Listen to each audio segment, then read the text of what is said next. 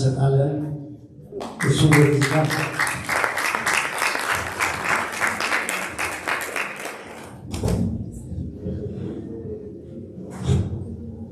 እግዚአብሔር ይመስገን። ሁላችሁም በጌታ በኢየሱስ ሰላም እላለሁ። ክብር ለኢየሱስ። ኢየሱስ ማን ነው? ኢየሱስ ማን ነው? ኢየሱስ ማን ነው? ስለዚህ ጌታ ለካ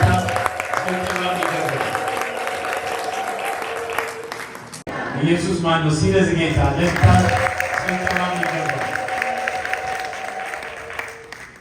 ክብር ለጌታ ይሁን። ስለነበረን ድንቅ በእውነት የአምልኮ ጊዜ እግዚአብሔርን እጅግ አድርገን እንባርካለን። የአምልኮ መሪዎች ጌታዬ አብዝቶ ይባርካቸው። ምሳሌዬ ተባረኩ። ተስፍሽ ጌታ ይባርክ፣ ተባረክልኝ። በእውነት ወንድማችን ሄኖኬም እዛ አካባቢ የሚያስተካከል ጌታ አብዝቶ ይባርክ። እግዚአብሔር ይባርካቸው። የጸሎት ጓዱም በጣም ኃይለኛ የጸሎት ጓድ ነው ያለ። እግዚአብሔር እንባርካለን። ጌታ ይባርካችሁ። በተለያየ አገልግሎት ዘርፍ የምታገለግሉ ሁላችሁንም ያው ብጠራ ጊዜም ስለማይበቃ ነው እንጂ ጌታ አብዝቶ ይባርካችሁ። ተባረኩልኝ። ኢየሱስ እግዚአብሔር ይመስገን። ሁላችሁም ነሳለን። መቼም መልእክት ጋር እንደነገርኳቸው ከእግዚአብሔር ጋር ግብግብ በፍጹም እግዚአብሔር መጨረሻው ሰዓት እንኳን ቢናገረኝ ቀይር ብሎ መልእክቴ ይቀይራለሁ ወይም ደግሞ ሌላ ቢሰጠኝ ማለት። ስለዚህ እኔ መልእክቱን የተቀበልኩት ምናልባት ከአንድ ቀን በፊት እግዚአብሔር ካላለ ነው እና ደግሞ በጣም መሰረታዊ መልእክት ነው። እግዚአብሔር ይባረክ። አስፈላጊ የጊዜው መልእክት ነው። ክብር ለኢየሱስ ሲሆን ሁላችንም ተሰሎንቄ መልእክት እናውቃለን። አንደኛ ተሰሎንቄ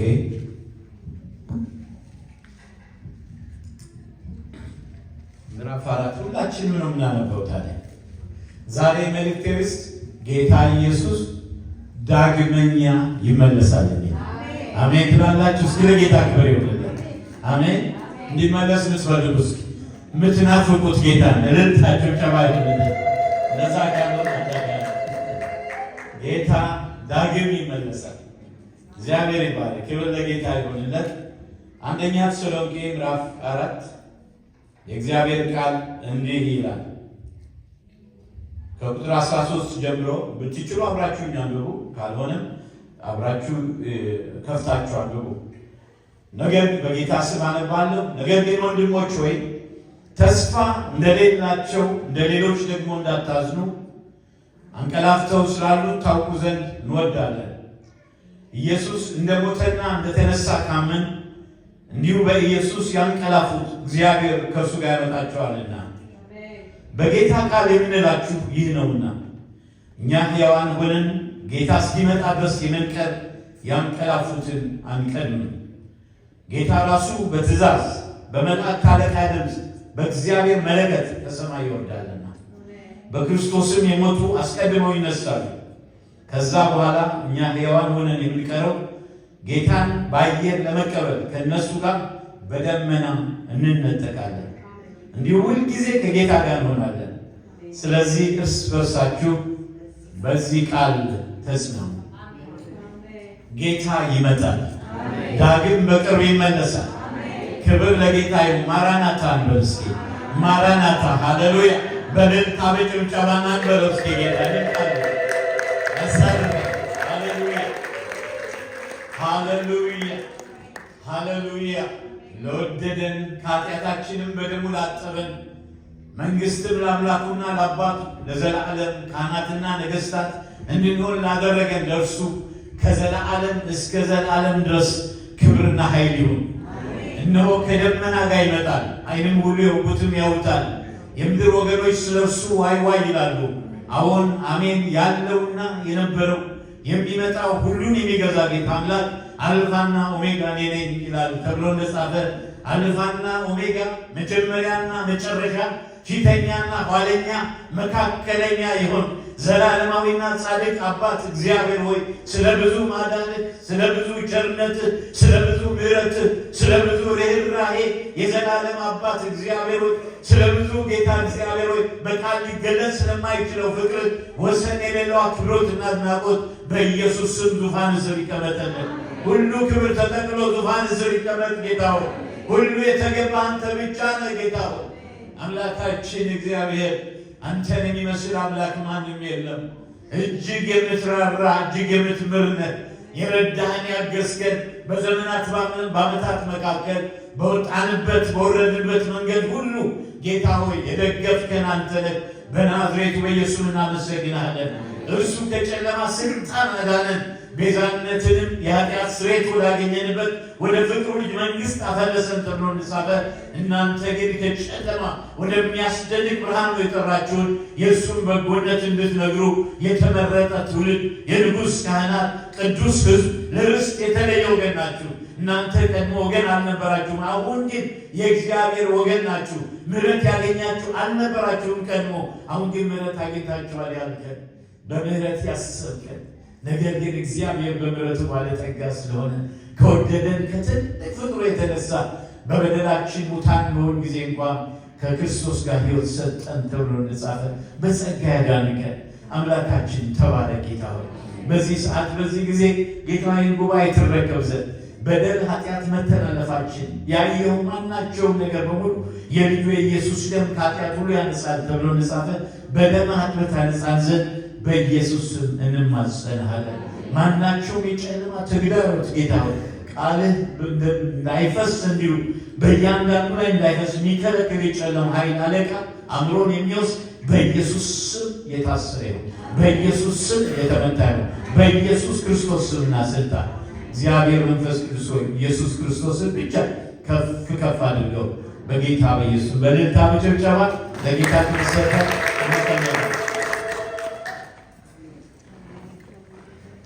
እግዚአብሔር ይመስገን። አንድ በጣም የሚያስገርም ታሪክ ብዙ ጊዜ በፊት የሆነ ነው ታሪኩና አንድ በጣም ሀብታም ሰው ስዊዘርላንድ ታውቃላችሁ፣ የእረፍት ቤት ብለው የሚሰሯቸው ከዚህ አሜሪካ ሀገር ሄደው የሚሰሯቸው እንደገና ደግሞ የሚገዟቸው ትልልቅ ማንሽኖች አሉ። በጣም ሀብታሞች ነው እና ያን ጓደኛ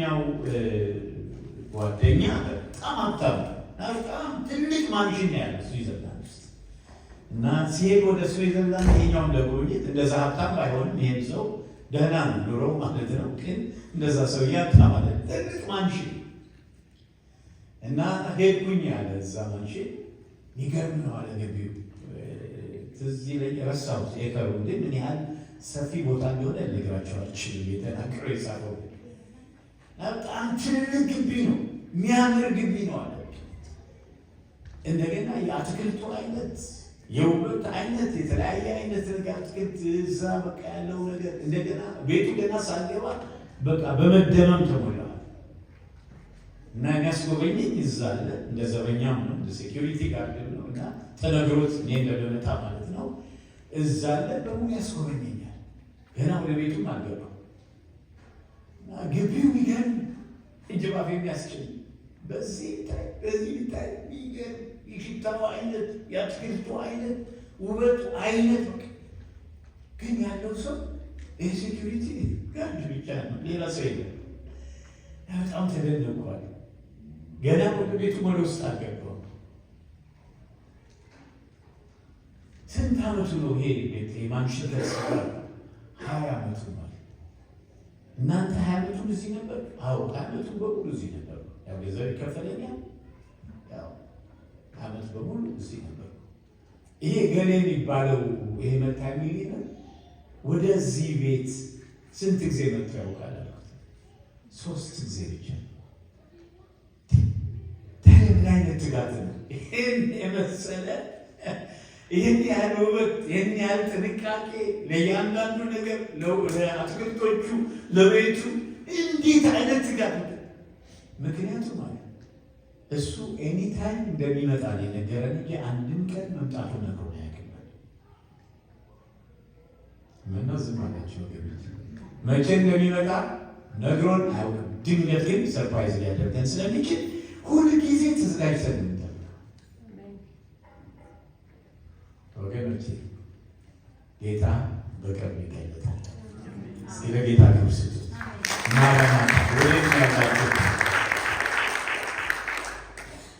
ጌታ በደጅ ነው ያለ። የሚያስገርማችሁ ነገር የመጀመሪያው ዘመን ሐዋርያት ሳይቀሩ በመጀመሪያው ዘመን ይመጣል ብለው ያምኑ ነበር። ጌታ ይመጣል ብለው ያምኑ ነበር። የእግዚአብሔር ቃል እንደገና አነበዋለሁ አንደኛ ተሰሎንቄ ምዕራፍ 4 ላይ ነገር ግን ወንድሞች ሆይ ተስፋ እንደሌላቸው እንደ ሌሎች ደግሞ እንዳታዝኑ አንቀላፍተው ስላሉ ታውቁ ዘንድ እንወዳለን።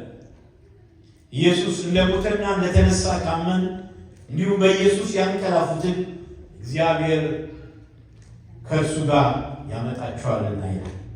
በጌታ ቃል የምንላችሁ ይህ ነውና እኛ ሕያዋን ሆነን ጌታ እስኪመጣ ድረስ የምንቀር ያንቀላፉትን አንቀድምም ይላል። ያንቀላፉትን አንቀድምም። ክብር ለጌታ ይሁንለት።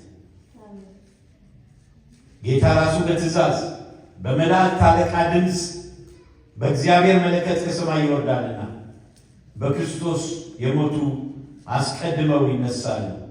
ከዛም በኋላ እኛ ሕያዋን ሆነን የሚቀረው ጌታን በአየር ለመቀበል ሃሌሉያ እንነጠቃለን። እንደዚሁም ሁልጊዜ ከጌታ ጋር እንሆናለን ይላል። ክብር ለኢየሱስ ይሁን። ሁልጊዜ ከጌታ ጋር እንሆናለን። ክብር ለኢየሱስ ይሁንልን። የእግዚአብሔር ቃል ብዙ ቦታ ላይ ነቅተን እንድንጠብቅ በማሳሰቢያ ነው የሚናገረን ያለው። ንቁ እያለ ነው ጌታ የሚናገረን ያለው። ክብር ለኢየሱስ ይሁን። ጌታ በደጅ እንዳለ በቅርብ እንደሚመጣ የእግዚአብሔር ቃል ይናገራል። ወደ 1845 የሚሆኑ የተስፋ ቃሎች አሉ። ጌታን መምጣት በብሉይ ኪዳን ብቻ የሚያመለክቱ መምጣቱን በተመለከተ በአዲስ ኪዳን ከ318 በላይ ጥቅሶች አሉ። በተለይ ዳግም ምጽአቱን በተመለከተ ማለት እና ጌታ በቅርብ እንደሚመጣ ክብር ለኢየሱስ ይሁን።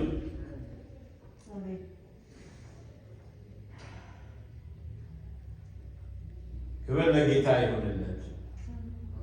ኢየሱስ ክርስቶስ ዳግም ምጽአቱን በተመለከተ ከ27ቱ አዲስ ኪዳን መጽሐፍት 23ቱ በሚያስገርም ሁኔታ ገልጸውታል።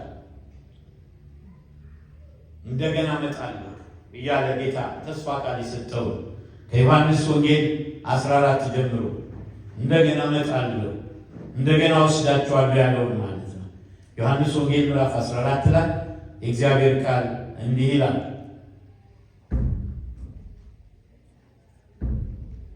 ልባችሁ አይታወክ፣ በእግዚአብሔር እመኑ፣ በእኔም ደግሞ እመኑ። በአባቴ ቤት ብዙ መኖሪያ አለ። እንዲህስ ባይሆን ባልኋችሁ ነበር። ስፍራ አዘጋጅላችሁ ዘንድ እሄዳለሁና ሄጄም ስፍራ ባዘጋጀሁላችሁ እኔ ባለሁበት እናንተ ደግሞ እንድትሆኑ ሁለተኛ እመጣለሁ፣ ወደ እኔም ወስዳችኋለሁ። ከዚህ በለጠ የሚያጽናናና የሚያበቃ ወገኖቼ እልል የሚያሳይ ነገር አለ። እስኪ ክብር ለጌታ ስብስብ። ወደ እኔ ወስዳችኋለሁ ነው የሚለው። ሲመጣ የሆነ አመጣጥ በማይታወቅ ሁኔታ ዝቅ ብሎ ተዋርዶ ሳይሆን በታላቅ ክብር በእልፍ አላፍ መላእክት ታጅቦ ግርማዊ ንጉሠ ነገሥት ኢየሱስ ከላይ ከሰማይ ይገለጣል። ምድር ሰማይ ድል እያለለት እስኪ ጭብጨባ ውዳሴ ለእሱ ይሆንለት። አለበ የመጨረሻው ማጠቃለያው ላይ ቅዱሳን ይዞ ጌታ ሲመጣ ወደ ምድር የሚገርም ነገር ነው የሚሆነው። የሚቆምበት ምድር እንኳን ሳይቀር ለሁለት ይሰነጠቃል። በቃ የሚያስገርም ነገር ነው የሚሆነው። ጌታ የፈቀደውን ያህል እንጂ የሚሆነውን አናውቅም። ግን ሰማይና ምድር ከዛ በኋላ ከሺህ ዓመት መንግስት በኋላ ደግሞ ያልፋሉ ይላል እግዚአብሔር ቃል። አዲስ ሰማይና አዲስ ምድር ደግሞ ተመልሰው ይመጣሉ ይላል። ክብር ለጌታ። ይሄ ነው እርግጠኛው ቃል ያገኘነው መገለጥ። ጌታ ይመጣል ወገኖች፣ በቅርብ ይመጣል። ክብር ለኢየሱስ ይሁን። የእግዚአብሔር ቃል መላእክት ጌታችን ኢየሱስ ክርስቶስ ደብረ ዘይት ተራራ ላይ ሲያርግ መላእክት ቆመው ነበር። በሐዋርያት 1:11 ላይ ደግሞ የገሊላ ሰዎች ሆይ ወደ ሰማይ እየተመለከታችሁ ስለምን ቆማችኋል? ይህ ከእናንተ ወደ ሰማይ የወጣው ኢየሱስ ወደ ሰማይ ሲሄድ እንዳያችሁት እንዲሁ ይመጣል። ሐዋርያው ጳውሎስ ነበር። የጌታ ኢየሱስ ክርስቶስን ዳግም ምጽአት በቲቶ 2 ላይ ሰዎችን ሁሉ የሚያድን የእግዚአብሔር ጸጋ ተገልጧልና ይልና ይህም ጸጋ ኃጢአተኝነትና ዓለማዊ ምኞትን ክደን የተባረከውን ተስፋችን ይላል የታላቁን የአምላካችንን የመድኃኒታችንን የኢየሱስ ክርስቶስ መገለጥ ስንጠብቅ በጽድቅ እግዚአብሔርን በመምሰል እንድንኖር ጸጋ ያስተምረናል። ሐዋርያው ጴጥሮስም አንደኛ ጴጥሮስ ላይ ነገር ግን በእሳት ምንም ቢፈተን ከሚጠፋው ወርቅ ይልቅ አብልጦ የሚከብር የተፈተነ እምነታችሁ ኢየሱስ ክርስቶስ ሲገለጥ ለምስጋናና ለክብር ለውዳሴ ይይዘን ለጥቂት ጊዜ ቢያስፈልግ በልዩ ልዩ ፈተና አዝናቸዋል ይላል። በጳውሎስ ዘመን የነበረው የማምነው ፓጋን ወይም ደግሞ አረማዊ ዓለም ከሞቱ በኋላ ያለው ሕይወት ተስፋ አልነበረው። በየመቃብር ቦታ ስትሄዱ የምታገኙት I was not, I became, I care not, I am not, እኔ አይደለሁም፣ ከዚህ በኋላ የለውም፣ ከዚህ በኋላ እንዲሁ ነኝ፣ በቃ ደግሞ ግድ የለኝም የሚል ጽሑፍ ነው የምታገኙ መቃብራቸው ላይ። በሌላ በኩል አንዳንድ ፈላስፎች ሶቅራጥስን አይነት ከሞት በኋላ እንዳለ ደስታ እንዳለ ለማረጋገጥ ብዙ ይጥሩ ነበር። የአሕዛብ ዓለም በሙሉ እንደምታውቁት የዋስትና ቃል የለው፣ የተስፋ ቃል የለው። ወገኖች ሰዎች ያለ ምግብ ስንት ቀን ሊኖሩ ይችላሉ? ገምቱ። ጊዜ ምግብ ሳይበሉ ማለት ምን ነው? ዝም ማለት ስንት ቀን ሊኖር ይችላል? 3 ቀን ብቻ ምግብ 7 ቀን እንደው ግዴ ነው ንግፋው ብንል ስንት ጊዜ ሊሄድ ይችላል? 21 ቀን ንግፋው ብንል በጣም ጥሩ ነው። ይታይ ባካል ግን ከዛም ልገባው ፈልጌ ነው ነው 40 ቀን ውሃ ከጠጣ 40 ቀን ሊቆይ ይችላል። ግን በጥሩ ሁኔታ 40 ቀን ሰው ሊቆይ ይችላል። ያለ ውሃስ 7 ቀን አይ ቲንክ 3 ቀን በጣም ከባድ ነው ያለው ውሃ ምንም ሳትጠጡ 3 ቀን በኋላ በቃ ችግር ላይ ነው የምትወድቁት ማለት ነው። ያለ ኦክሲጅንስ እንዴት ነው የሰለጠኑ አሉ ትንፋሳቸውን እንቆጣጠራለን ብለው የሚያስቡ ስንት ደቂቃ እንውሰድ?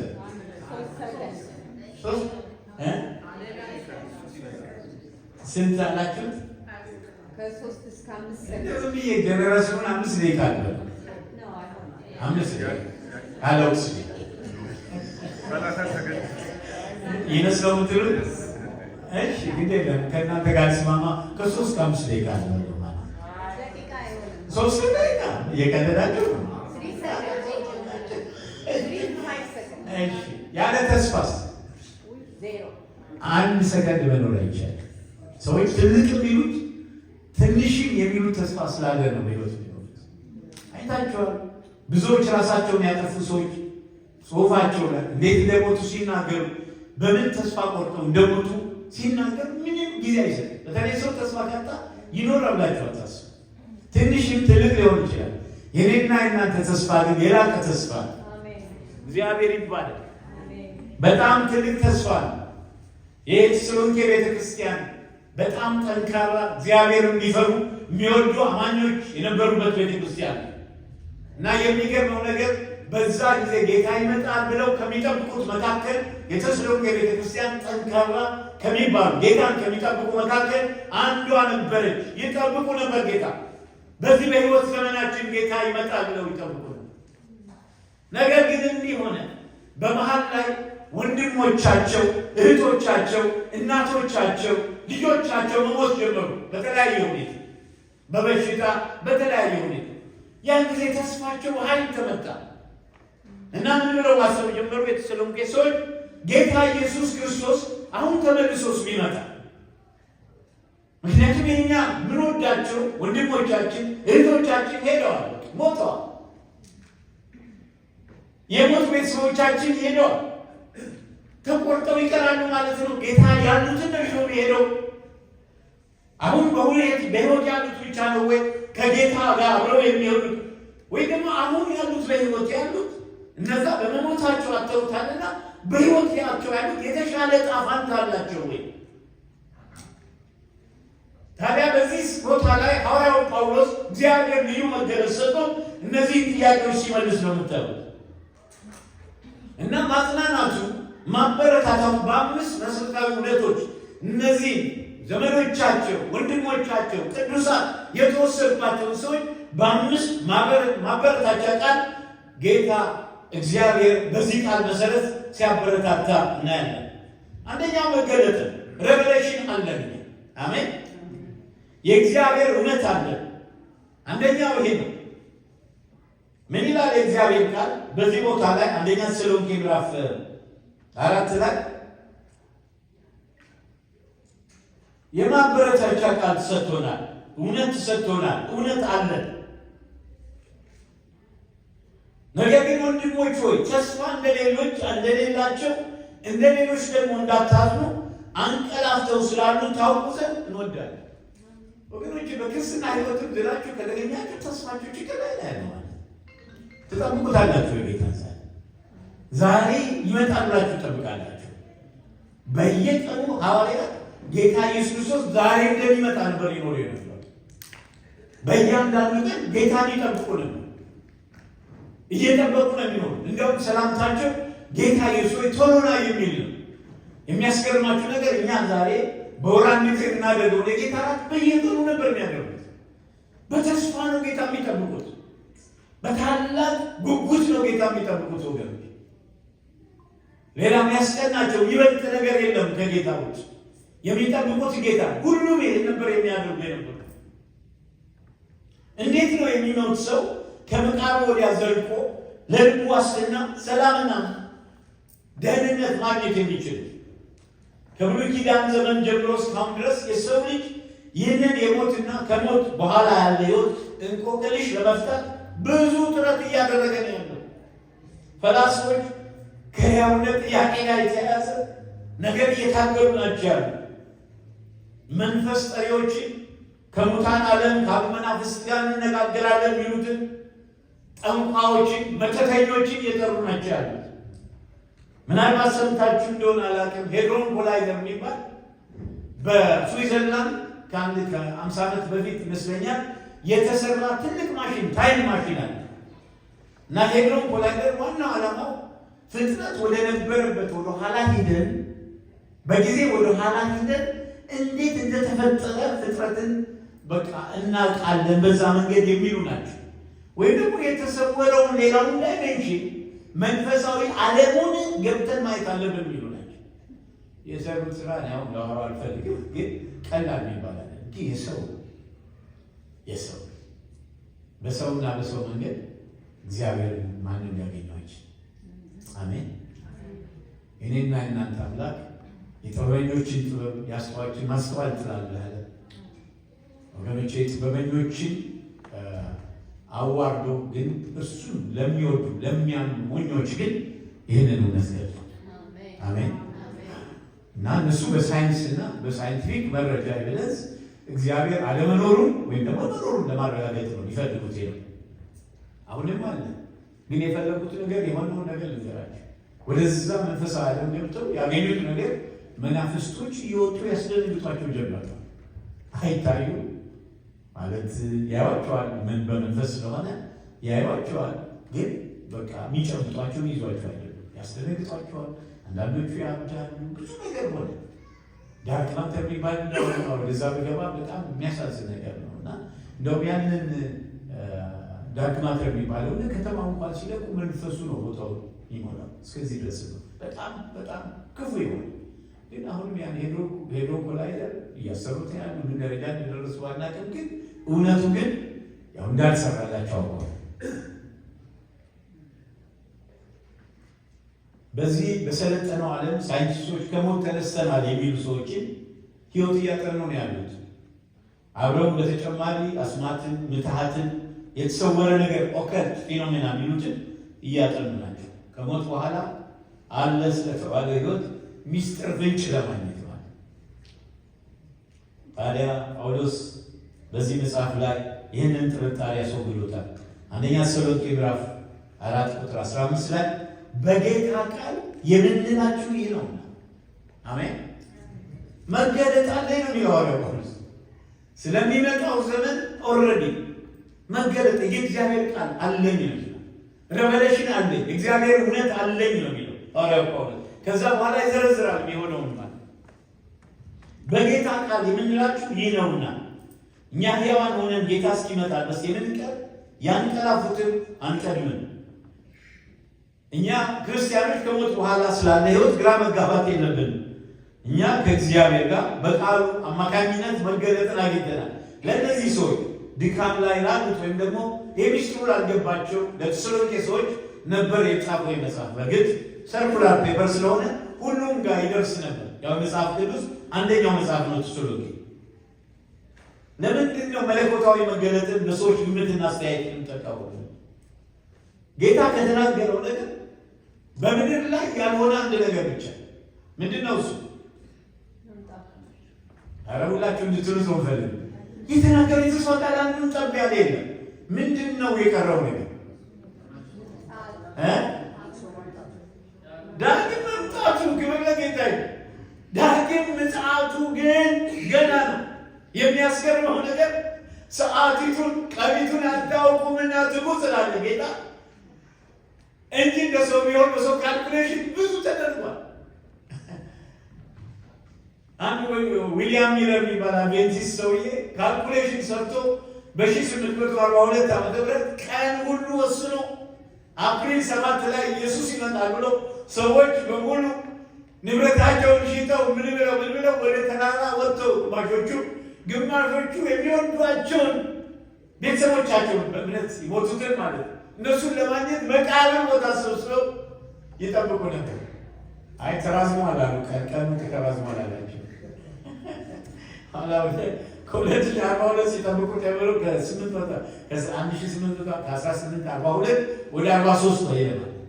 እንደገና አሁን ይጠብቁ አላቸው ለ12 ዓመት መጽሐፍ ቅዱስን ስለዚህ ሲያጠና ነው የኖረ ሰው ዊሊያም ሚለር ይባላል። ከዛ እንደዛ እያደረገ 1844 ላይ ኤፕሪል ላይ ሲል ነገሩ ያው ሰዎቹም ተስፋ ቆረጡ፣ እሱም ተስፋ ቆረጠ። የሚገርማቸው እሱ ጋር ቆመ። በየተለያየ ዘመን የተለያዩ አገልጋዮች ተነስተዋል እና ጌታ በዚህ ቀን ይመጣል እያሉ የተናገሩ አንድ የናሳ ሳይንቲስትም 88 ምክንያት 1988 ላይ ጌታ የሚመጣበት ምክንያት ብሎ የጻፋል። ያው 88 ማለፈ። እንደገና ደግሞ በጣም የታወቁ ሰው ነበሩ። ሬዲዮ ሆስት ብራዘር ካምፔን ነቻለ። ብራዘር ካምፔን አይቴ መጨረሻ ንስሐ ገብተዋል። ከ1900 ምናምን ጀምሮ በተለይ ዚህ የቆያችሁ ታውቃላችሁ። 94-96 ንግስት የተካዋለች 94 ከ94 ጀምሮ እሷ እሳቸው ሬዲዮ ጣቢያ ያሳዝነን። ከ94 ጀምሮ 96 አሉ መሰለኝ 97 99 እስከ 2007 ሞክረዋል መሰለኝ እና መጨረሻ 2007 መሰለኝ 2007 ድረስ መጨረሻ ግን ራሳቸው ንስሐ ገብተው በጣም የታወቁ በጣም ኢንጂነር ናቸው፣ ጭንቅላት ያላቸው ሂሳብ ሰው ናቸው። ግን ጌታ አላለማ። ይሄ ነው ልዩነቱ። ጌታ አላለም። ሞትንና ከሞት በኋላ ያለን ሕይወት በተመለከተ የተሰጠ መገለጥ በአንዴ የመጣ አይደለም። ብዙ የሐሰት ትምህርቶች ቃል ይጠቅሳሉ። ከመጽሐፈ መክብብም ሆነ ከመዝሙር መጽሐፍ እና ልክ መቃብርን የመጨረሻ አድርገው ያን ስህተት ትምህርታቸውን ለማስረገጥ እና ምንም ትንሣኤ እንደሌለ ማለት ነው። ይሄ እግዚአብሔር የሰጠን መገለጥ ግራጁዋል እንደገና እያደገ የሚሄድ መሆኑ የዚህ መገለጥ ከፍታው የክርስቶስ ኢየሱስ መምጣትና ሞትን መደምሰሱ ብሎም በወንጌል አማካኝነት ሕይወትንና አለመጥፋትን ወደ ብርሃን ማምጣት ነው። ሁለተኛ ጢሞቴዎስ 1:10 ላይ እንዲህ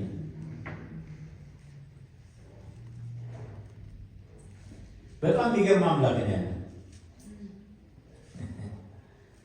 አሁን ግን በመድኃኒታችን በኢየሱስ ክርስቶስ መገለጥ ታይቷል።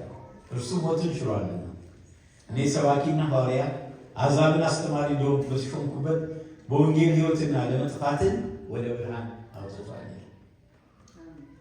ስለ ሞት ያለውን ሁሉ መገለጥ ለማግኘት ወደ ክርስቶስ ወደ አዲስ ኪዳን እንመለከታለን።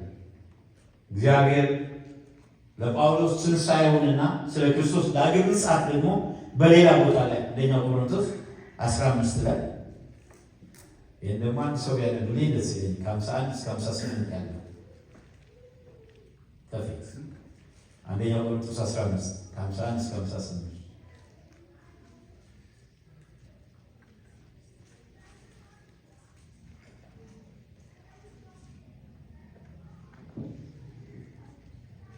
ከ51 እስከ 58 yes አንደኛ ቆሮንቶስ ምዕራፍ 15 ከ51 ጀምሮ ነባለሁ። እነሆ አንድ ምስጢር እነግራችኋለሁ፣ ሁላችን አናንቀላፋም፣ ነገር ግን ሁላችንም እንለወጣለን። ይህም የሚሆነው የመጨረሻው መለከት ሲነፋ ድንገት በቅጽበት ዓይን ነው። መለከት ይነፋል፣ ሙታን የማይበሰብሱ ሆነው ይነሳሉ፣ እኛም እንለወጣለን። የሚጠፋው የማይጠፋውን፣ የሚሞተው የማይሞተውን ሊለብስ ይገባዋልና የሚጠፋው የማይጠፋውን፣ የሚሞተውም የማይሞተውን በሚለብስበት ጊዜ ሞት በድል ተዋጠ ተብሎ የተጻፈው ቃል ይፈጸማል። እንዲሁም ሞት ሆይ ድል መንሳት የት አለ? ሞት ሆይ መንደፊያስ የት አለ? የሞት መንደፊያ ኃጢአት ነው፣ የኃጢአትም ኃይል ሕግ ነው። ነገር ግን በጌታችን በኢየሱስ ክርስቶስ በኩል ድልን ለሚሰጠን ለእግዚአብሔር ምስጋና ይሁን። አሜን። ስለዚህ የተወደዳችሁ ወንድሞቼ ሆይ ጸንታችሁ ቁሙ፣ በምንም ነገር አትናውጡ፣ ለጌታ ሥራ ዘወትር የምትተጉ ሁኑ። ምክንያቱም ጌታ የምትደክሙት በከንቱ እንዳልሆነ ታውቃላችሁ። አሜን። ጌታ ስታውስ ይባርክ። ከፌ እግዚአብሔር ይባርክ። በላይ ዮሐንስ 5 ከ24 እስከ 29 ታነብልኛል።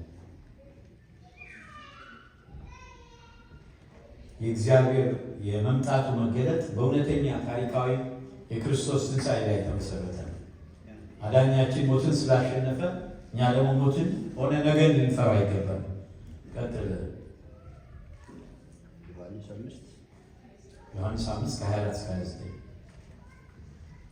በጌታ በኢየሱስ ስም አነባለሁ። እውነት እውነት እላችኋለሁ ቃልን የሚሰማ የላከኝንም የሚያምን የዘላለም ሕይወት አለው፣ ከሞትም ወደ ሕይወት ተሻገረ እንጂ ወደ ፍርድ አይመጣም። እውነት እውነት እላችኋለሁ ሙታን የእግዚአብሔርን ልጅ ድምፅ የሚሰሙበት ሰዓት ይመጣል፣ እርሱም አሁን ነው።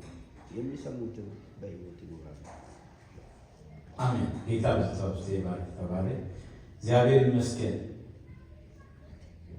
ዮሐንስ 11 ላይ ጌታ ከማርታ ጋር ሲነጋገር ታያላችሁና በጣም የሚገርም ነገር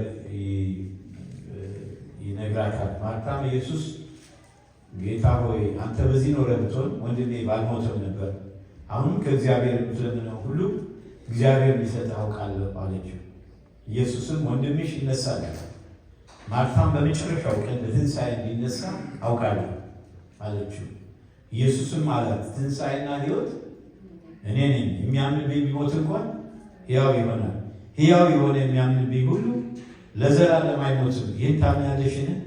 እርሷም አሁን ጌታ ሆይ አንተ ወደ ዓለም የሚመጣው ክርስቶስ የእግዚአብሔር ልጅ እንደሆንክ እኔ አምናለሁ።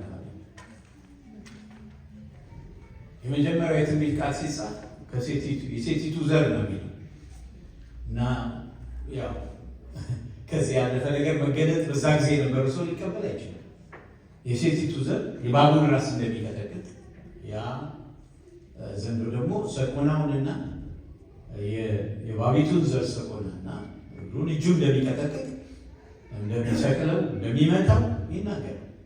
ግን ይህ መገለጥ ዝም ብሎ አይደለም የሚመጣው። ያ ዘር የተባለው ዝም ብሎ አይደለም።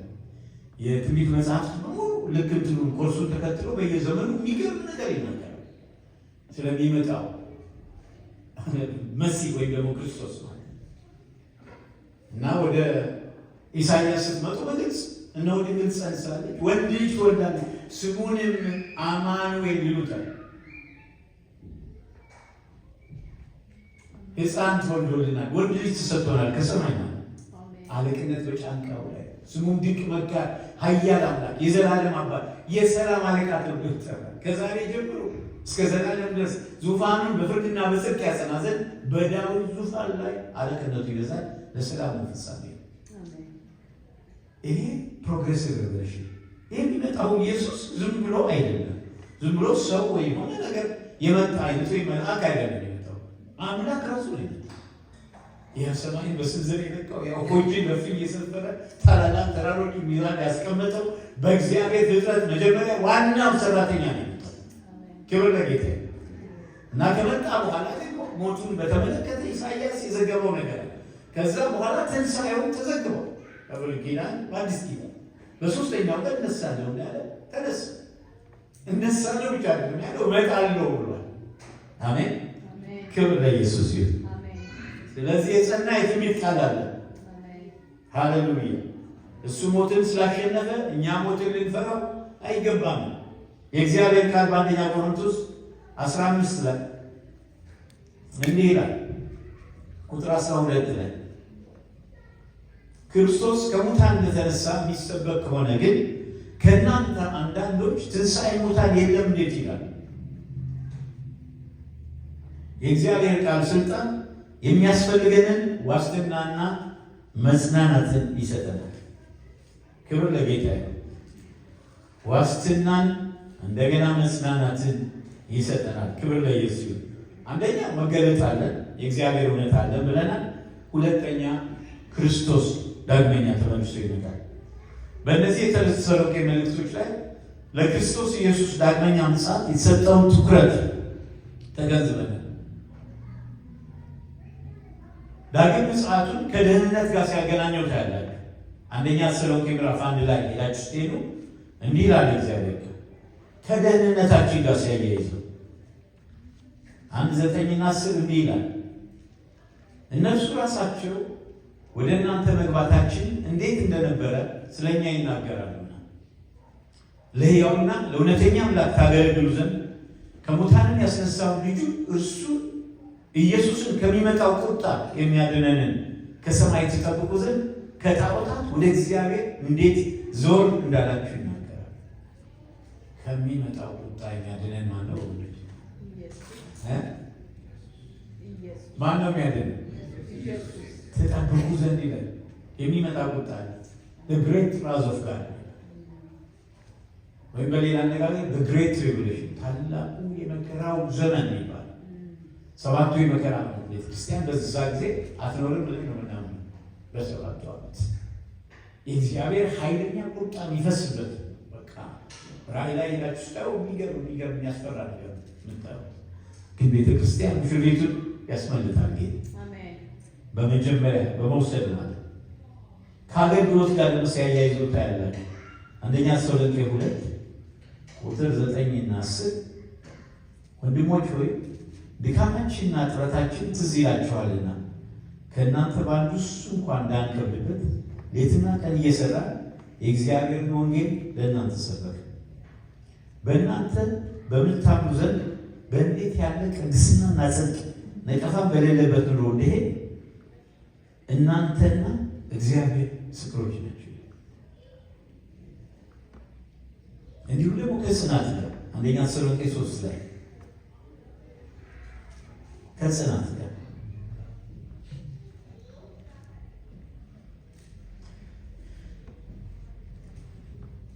ከቁጥር 11 ጀምሮ አምላካችን አባታችን ራሱ ጌታችን ኢየሱስ ክርስቶስ ወደ እናንተ መንገዳችን ያቀናል።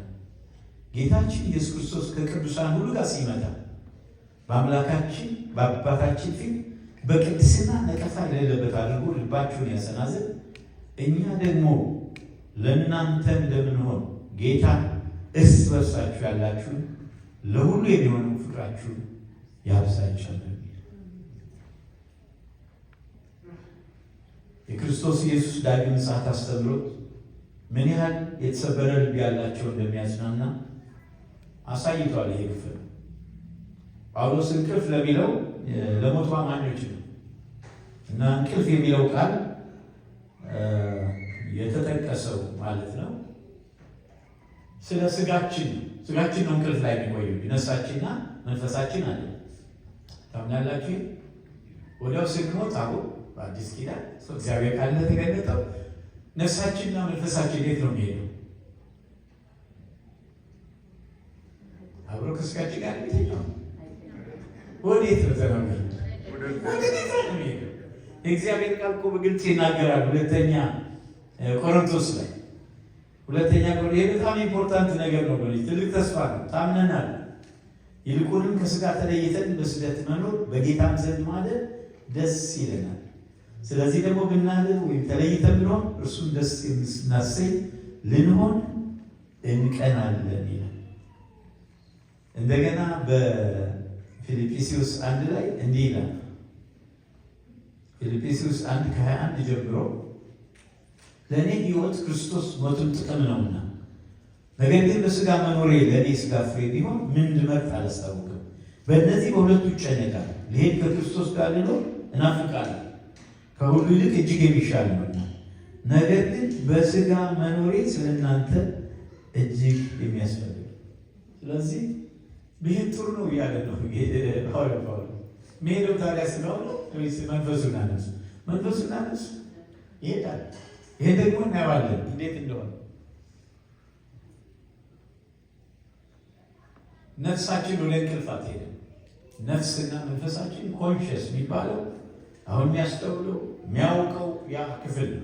ስጋ ደግሞ ያለ መንፈስ ምንድን ነው የሚለው በያዕቆብ 2:26 ላይ ነፍስ ከስጋ ከተለየች የሞተች ናት ይላል። መንፈስም ከስጋ ከተለየ የሞተ። መንፈስና ነፍሳችን ግን በቀጥታ ወደ እግዚአብሔር ወደ አምላካችን ለመሄድ እግዚአብሔር ጌታችን ኢየሱስ ክርስቶስ ሞትን ስላሸነፈ ሞትን ልንፈራው አይገባንም እና በዚህ ቦታ ላይ በኢየሱስ ያንቀላፉት እግዚአብሔር ከእርሱ ጋር ያመጣቸዋልና ይላል። ክብር ለኢየሱስ ይሁን። አንደኛ ተሰሎንቄ ከእርሱ ጋር ያመጣቸዋል።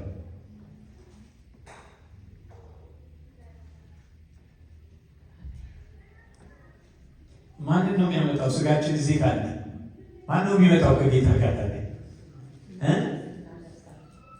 ምን ነው ዝም አላችሁ? ማን ነው የሚመጣው? አብሮ ከጌታ ጋር መንፈስ ነፍሳችን አየር ላይ በቃ እኛ ነው። ከዛስ ምን የሚያደርገው? መጀመሪያ ቀድመው እነሱ ስለሚነሱ መንፈስና ነፍስ ይዞሩ ጌታ የሚመጣ ቅዱሳንን በሙሉ ማለት። ስለዚህ ሕያው የሆነው እውነተኛው ሰው እዛ ነው ያለው ከሱ ጋር። ስለዚህ ሲወጣ የሚደረገው ነገር በመለከት ድምፅ በእግዚአብሔር ትእዛዝ ማለት ነው። ሃሌሉያ! እግዚአብሔር ከሰማይ ሆነ በመላእክት አለቃ ድምፅ ከሰማይ ጌታ ይገለጣል። ያን ጊዜ ሙታን የማይሞቱ ሆነው ለዘላለም ይነሱ። እስኪ ክብር ለጌታ። የምንወዳቸው የምናመጣቸው ሃሌሉያ! እነዛ የምንወዳቸው ቅዱሳን በሙሉ ይነሳል። ቀድሞ እነሱ ናቸው የሚነሱት። በአየር ላይ ጌታን ለመቀበል ይነሳል። መንፈስና ነፍሳቸው ይመጣና እነሱን ይዞ ወደ ላይ ወደ ጌታ ይሄዳል። በቅጽበት ዓይን ደግሞ ይላል አንደኛ ቆሮንቶስ 15 ላይ እኔና እናንተ እንለወጣለን። የሚበሰብሰው የማይበሰብሰውን ይለብሳል። እልልታ ጭብጨባ ይሁንለት። ወዲያው በቅጽበት ዓይን እንከተላቸዋለን። በአየር ላይ ጌታን እንገናኛለን። ከዚህ የበለጠ ተስፋ አለን? ይህን የመሰለ ተስፋ ነው ያለን ወገኖች። ደግሞም ለዘላለም ከጌታ ጋር እንሆናለን የሚለው ለተወሰነ ጊዜ ለዘላለም የምትናፍቁት ጌታ አሁን እኮ አላየነውም። ጌታ በመንፈስ ነው እንጂ አይደል? በዓይናችን አላየን። ያኔ ግን እርሱን እንዳለ እናየዋለን። ይቻላል እርሱን እንድንመስል እናውቃለን። ክብር ለጌታ ይሁን። ሃሌሉያ ሃሌሉያ። እርሱን እንድንመስል እናውቃለን። አሜን ሃሌሉያ። የጌታን ክብር እንደ መስታወት እያመጨለች መንፈስ ከሚሆን ጌታ ጋር እንደሚደረግ ከክብር ወደ ክብር እንለወጣለን የሚለው አሜን። ከክብር ወደ ክብር። ሃሌሉያ አሜን። አካላችን ነው የሚተኛው።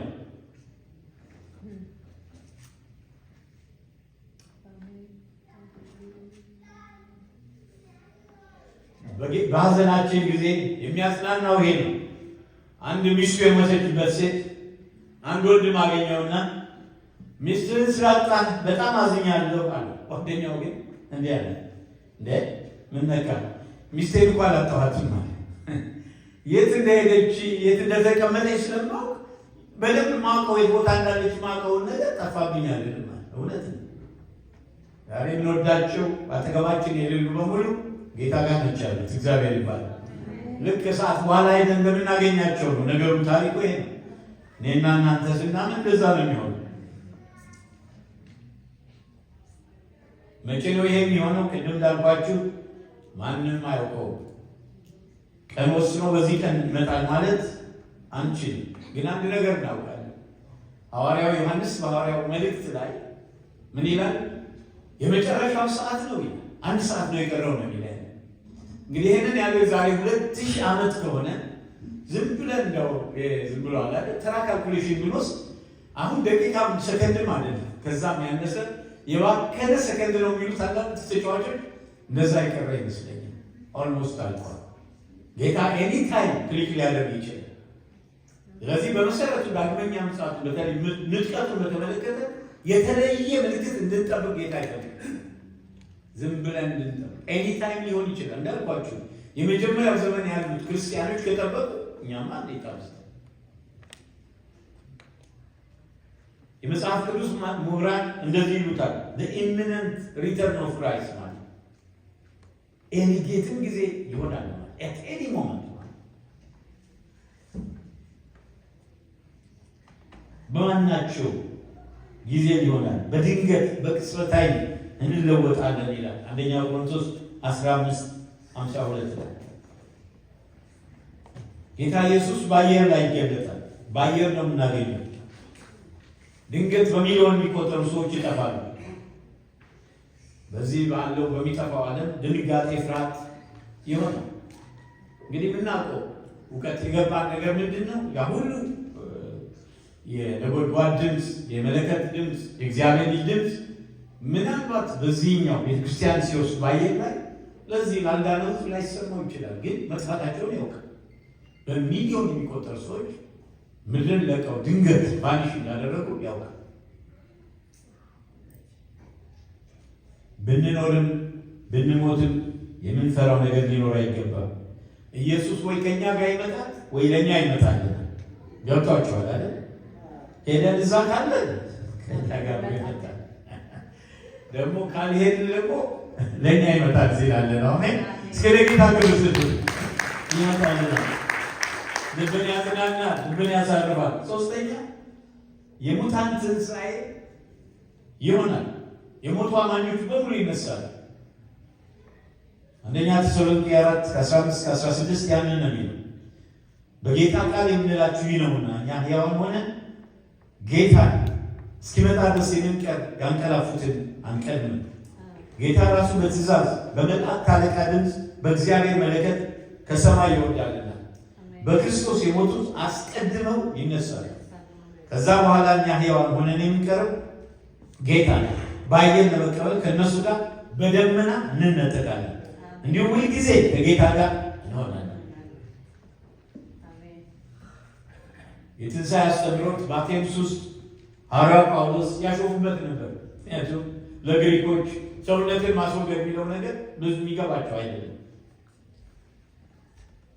እንዴት የሞተ ሰው ይነሳል ብላችሁ የምታምኑት ይላሉ። እና ይሄ የማይሆን የማይቻል ነው ይሉ ነበር። ኢየሱስ ክርስቶስ በአየር ሲመጣ በትእዛዝ ድምፅ ሻውት ኦፍ ኮማንድ ነው የሚመጣ። የራሱን ድምፅ ይሰማል። አሜን ሃሌሉያ። እንዴት የሚያስገመግም እንደሆነ ገምታለሁ። ድምፁ እንደ ብዙዎች ድምፅ ነው። ብዙዎች ማለት አንድ ውሃ አይደለም፣ እልፍ አላፍ ውሃ በአንድ ላይ በጣም ግርማዊ ድምፅ ነው ያለው። በዛ በትእዛዝ ድምፅ ነው የሚመጣው። ለአልዓዛር ምንድን ነው ያለው? ተነሳ እኮ ነው ያለው አይደል? ያንን አይነት ድምፅ ምናልባት ያን ጊዜ በስጋዬ ነበር፣ ግን ድምፁ ያው ነው፣ ኃይለኛ ነው፣ ጉልበታም ነው። በትእዛዝ ድምፅ በጌታ አሁን የሞቱ አማኞች መጀመሪያ ይነሳሉ። ይህ ማለት ግን ምናልባት ወደፊት ስለ ትንሣኤ እንማራለን። ትንሣኤ ማለት ብሎ ሪኮንስትራክሽን ማለት አለ። እግዚአብሔር አምላክ ያንን የሞተው ሲያስነሳ ግን ያው ሴም ዘር ሆነው ግን ምንድን ነው በክብር ነው የሚነሳው። ምክንያቱም እግዚአብሔር ቃል አንደኛ ቆሮንቶስ 15 ዘር ትዘራላችሁ አይደል? ዘር ስትዘሩ አበባ ይሆናል። ግን የመጀመሪያው ከዘሩ ላይ ይነሳሳል አይነሳሳል? ዘር ነው ግን አበባ ሆነ። አበባ ሆነ ማለት አበባውና ዘሩ ትንሽ ዘር መርታ አበባ አድርጋለች። ልክ እንደዛ የግሎሪየስ የሆነ የጌታ ኢየሱስ ክርስቶስ አይነት አካል ነው የሚሰጠን። አሜን። የከበረ አካል። እስኪ ለጌታ ክብር ይሁን። ይህንን የኛ ይመስላል ያለው ስራ ጌታ ኢየሱስ ክርስቶስን የከበረ አካል የሆነ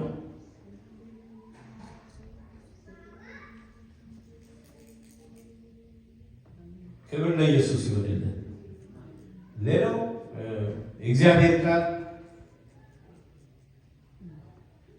ሁለት ትንሣኤ ነው የሚናገረው። አንደኛው በዮሐንስ 5 ላይ ዮሐንስ ወንጌል ምዕራፍ 5 ላይ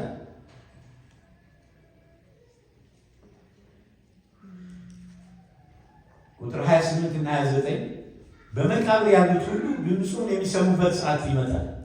መልካም ያደረጉ ለሕይወት ትንሣኤ፣ ክፉም ያደረጉ ለፍርድ ትንሣኤ ይወጣሉና በዚህ አታድርጉ። በደንብ አዳምጡ። ሁለት ትንሣኤ ነው የሚሆነው። የመጀመሪያው ትንሣኤ የሕይወት ትንሣኤ፣ ጌታ ልጆቹን ሊወስድ ሲመጣ በአየር ላይ በጌታ የሆኑት በሙሉ ይነሳል። መቃብር ሁሉ ይፈነቃል። ጌታ እነሱን ይዞ ይሄዳል ማለት ነው። በዚህና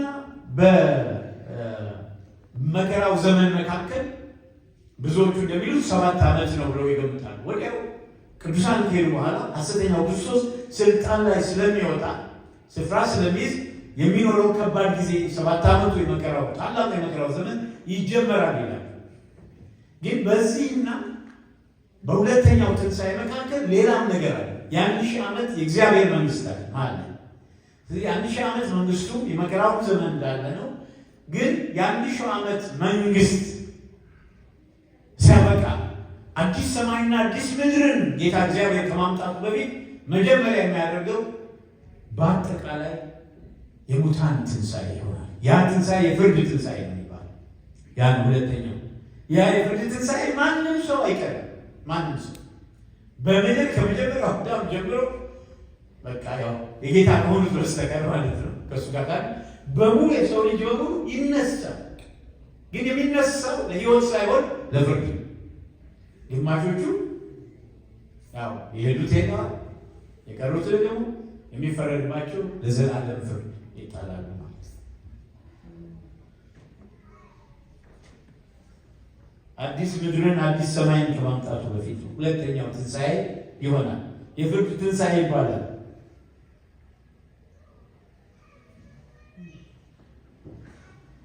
ክብር ለጌታ ይሁን። 3 ድምፅ ነው የሚሰማ። አንደኛው የጌታ ታላቅ ድምፅ ለሎርድስ ሻውት፣ ሁለተኛው መለከት ድምፅ ነው በዚህ ቦታ ሳውንድ ኦፍ ትራምፔት፣ ሶስተኛው የመላእክት አለቃ ድምፅ ነው።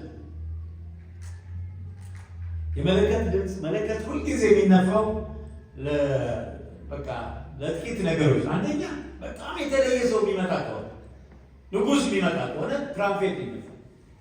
ንጉሥ ወደ ከተማው የሚገባ ከሆነ በእስራኤል ባህል ይነፋል። በጣም የተለየ ሰው ነው የሚመጣ ወደ ከተማ። እንደገና ደግሞ ጦርነት ተነሱ ኒድ ከሆነ መለከት ይነፋል። እንደገና የተለየ ወቅትን ዜናን ለመናገር ከሆነ መለከት ይነፋል። በሮማውያን ደግሞ ታላቅ የተለየ ሰው ሲመጣ መለከት ይነፋል። የተወሰደ ነው። ሌላው የመላእክት አለቃ ድምፅ። የመላእክት አለቃ የሚለው የተጻፈው በይሁዳ 9 ላይ ሚካኤል ነው። ሚካኤል የእስራኤል ጠባቂ ነው የሚባለው ታውቃላችሁ። እና ብዙ ቦታ ላይ ሚካኤል ስም ተጠቅሶ እናያለን። ነገር ግን እዚህ ጋር የመላእክት አለቃ የተባለው ስሙ አልተጠቀሰም።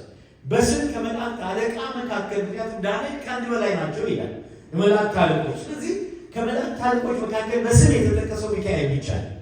እዚህ ሚካኤል ይሁን ወይ ሌላው በመላእክት አለቃ ሲሆን አናውቅም። ግን ከዚህ ድል ተሳታፊዎች ነው የሚሆኑ። ከዚህ የድርሻ ጩኸት አሜን፣ የእልልታ ጩኸት፣ የክብር ጩኸት ጋር ይተባበራሉ። እስኪ ጉባኤ እልልታ፣ ጭብጨባ ጌታ ያቀርብ ለጌታ ያቀርብ። መላእክት በሙሉ ይሳተፋሉ። አርኬንጀልስ በመቃብር ያሉት ሁሉ ድምፁን ይሰማሉ ተብሎ ክብር ለኢየሱስ ይሁን።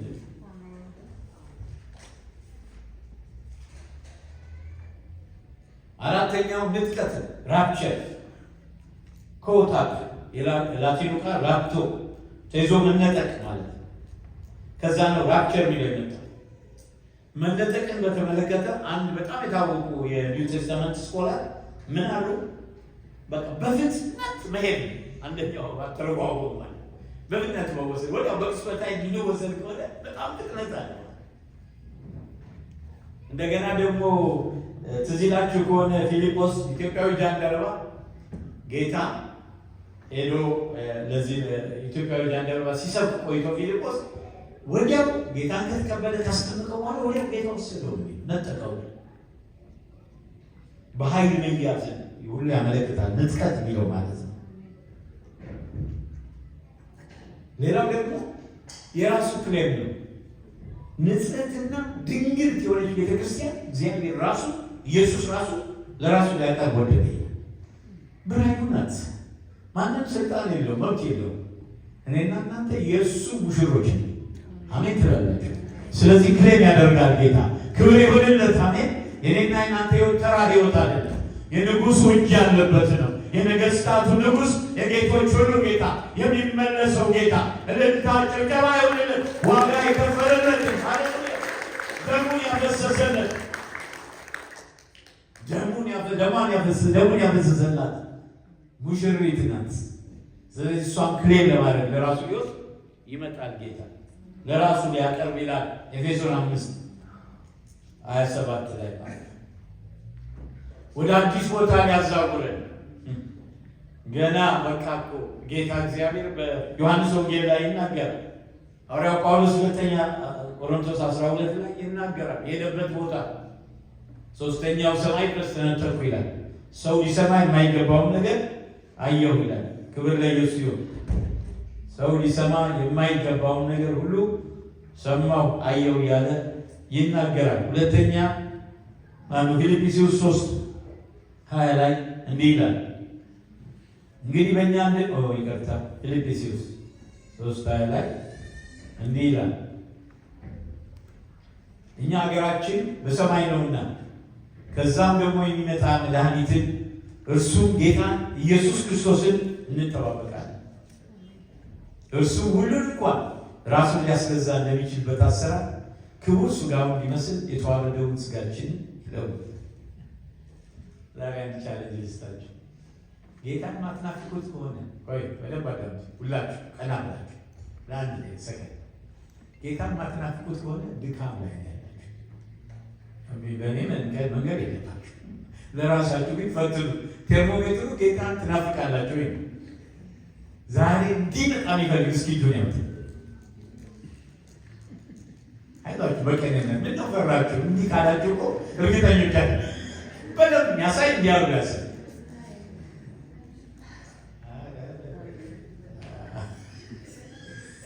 አንዳንዶቻችሁ አነሳሳችሁ ማስተር ደውጪ ይለኛል ወገኖች፣ ይሄ ነገር ከሌለ ቴርሞሜትሩ ይሄ ኢየሱስ ክርስቶስ አሁን በቃ ላይ እንደሚመጣ የምትጠብቁት ከሆነ አሁን የምትሹት ከሆነ ትልቅ ነገር ቤተክርስቲያን ይሄን የቀራት ነገር ነው። ይሄን እየናፈቅን መራመድ ያለብን በእያንዳንዱ እኔና እናንተ ጌታ የምንናፍቀው ከሆነ የሚገርም ነገር ነው። ጌታ ይህን የሚያልፍ ነገር አስባችሁ ከሆነ የሚያልፍ ሀገር ወገኖች ከነ ምናምን ተው ይቀራል። ግን የማያልፍ መንግስትን የማያልፍ ህይወትን እግዚአብሔር ሰጥቷል። ጌታ ይገለጣል። የዘላለም አምላክ ከእርሱ ጋር ለዘላለም ይኖራል። እንደምታስቡት እግዚአብሔር የሰራው ዓለም የሚገርም ዓለም ነው። ይህን ሁሉ ነገር በጥበቡ የሰራ ጌታ፣ በቃሉ ድምፅ የሰራ ጌታ ለእኔና ለእናንተ ያሰራው ከተማ ማመን አትችሉም። በጉ ብርሃኗ የሆነበት አሜን።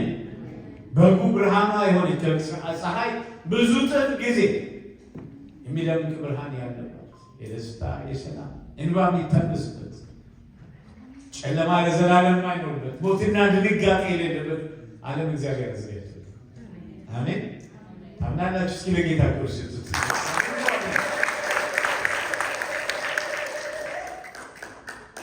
ወደዚህ ቦታ ሊያዛውረን ነው የሚፈልገው። ሌላው ከአደጋ ሊያስመልጠን ነው የሚወስደን። ከአደጋ እንዳልኳችሁ ቤተክርስቲያን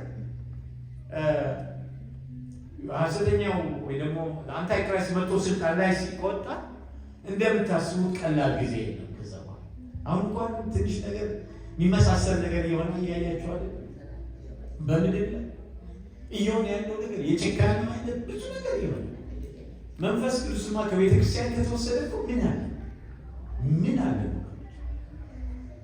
ቤተ ክርስቲያንና መንፈስ ቅዱስ ከተወሰደች እንዴት የሚያስፈራ ከደጋ ያስመልጠን በመከራው ዘመን። አምስተኛ መገናኘትን ለዘላለም እግዚአብሔር ቃል ጨርስ ነው። አንደኛ ተሰሎንቄ ላይ 4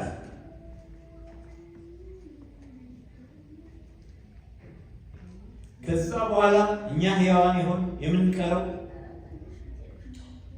ጌታን ባየን መቀበል ከእነርሱ ጋር በደመና እንነጠቃለን፣ እንዲሁም ሁልጊዜ ከጌታ ጋር እንሆናለን። በመጀመሪያ ደረጃ የምትናፍቁትን ጌታ ታዩታላችሁ። ፊቱ የማይጠገበው ቸሩን ጌታ ቸርነቱን ቅመሱ እኮ ነው ያለው ዳዊት። የሚጣፍጥ ጌታ፣ ተነግሮ የማያልቅ ውበት ያለው ጌታ። አሜን። መልካምነቱ፣ ቸርነቱ፣ በጎነቱ፣ ርኅራኄው፣ ፍቅሩ ይሄ ነው የማይባል ጌታ ክፉ ላይ እኮ ነው የምትወድቁት። እስኪ ለጌታ ክብር ስጡ። የሚመጣው ጌታ ዘምሯል። ወጥኔው ቃል ሊገለጥ የማይችል ብዙ የክብርና የምስጋናን ዘውድ የጫነ በታላቅ ክብር በእልፍ አላፍ መላእክት የታጀበ በብዙ የመለከት ድምፅ የክብር ድምፅ የተሞላ ሰማይና ምድር በሙሉ የሚሰግዱለት ጌታ ያ ነው እኛ እንደወስደን የኔና የእናንተ ህይወት ቀላልና ተራ ሊመስል ሊሆን ይችላል። ይሄን የመሰለ አምላክ ለእኛ ይህን ያህል አቴንሽን ከሰጠ ህይወቱን ማይቀር ከሰጠ ወገኖች የኔና የእናንተ ጉዳይ የእግዚአብሔር ጉዳይ ነው። አሜን። ስለዚህ ለጠላት ማለት ያለባቸው ናችሁ ልትነቀኝ አትችልም። ምክንያቱም የኔ ጉዳይ የኢየሱስ ጉዳይ። አሜን። ክብር ለኢየሱስ። ደግሞ እሱ ብቻ አይደለም፣ ጌታን ብቻ አይደለም እኛ የምናገኘው በግንኙነታችን ሌላ የምንወዳቸው እናገኛለን። ከጌታ ጋር የከበረ ግንኙነት ይኖራል። ዘላለም አብረን እንኖራለን።